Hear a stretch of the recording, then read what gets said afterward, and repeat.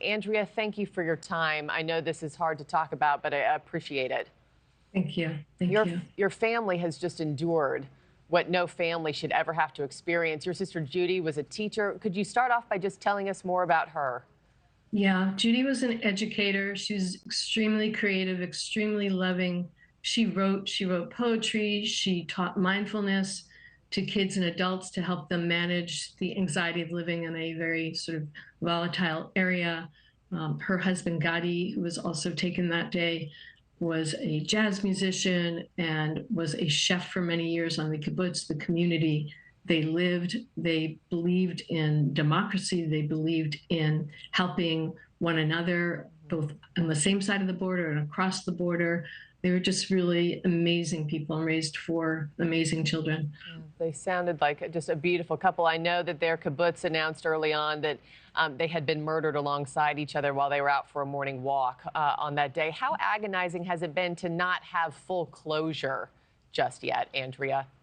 You know, this whole process of 16 months has been horrific. It's horrific for our family. It's horrific for so many families. The ongoing fighting that, occurred and caused so many deaths, both in Israel, 1,200 people were taken, 200, countless people were murdered.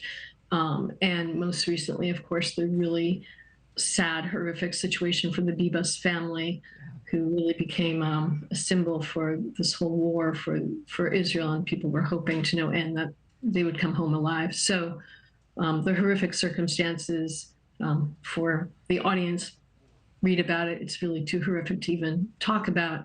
It's been very, very tough. And for our family, especially for my sister and her husband's children, they need to lay their parents to rest. We need to have some closure and have their bodies be returned so that they can have a loving memorial service. And yeah, but it's been very, very tough. For those members have come back, it's incredible, but this cannot continue to go on. Yeah, she and her husband both deserve that service. The family deserves that. You mentioned the return of the young Bibas boys last week, who were also senselessly and brutally murdered. I mean, after their return, sentiments around a ceasefire kind of seem to be changing here. But as a family still waiting for the return of your loved one, how worried are you that a ceasefire deal could be on the rocks here?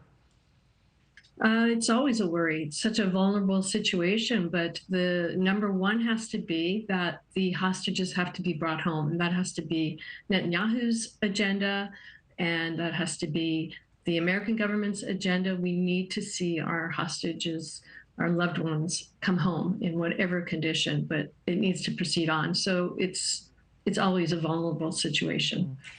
Before I let you go, Andrea, just talk to me about these release ceremonies that Hamas has been putting on, and filming. There's been music. They've lined the city streets. These hostages are on full display, some of them kissing their captors, remaining hostages forced to watch the release of others, but not themselves. I mean, how are families like yours reacting to these moments and these videos?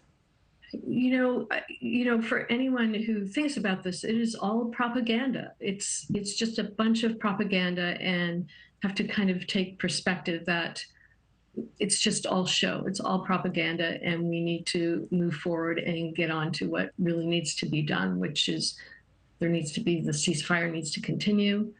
No one else can be murdered or die because of this situation, and our loved ones need to come home. So, the propaganda is despicable, but we see through it, of course. Yeah, grotesque what we're seeing on full display. Andrea Weinstein, thank you so much for your time this morning and praying for your family. Thank you. Thanks for watching, everybody. Go to joinnn.com to find NewsNation on your television provider. Also, don't forget to click that red subscribe button below to get more of NewsNation's fact-driven, unbiased coverage.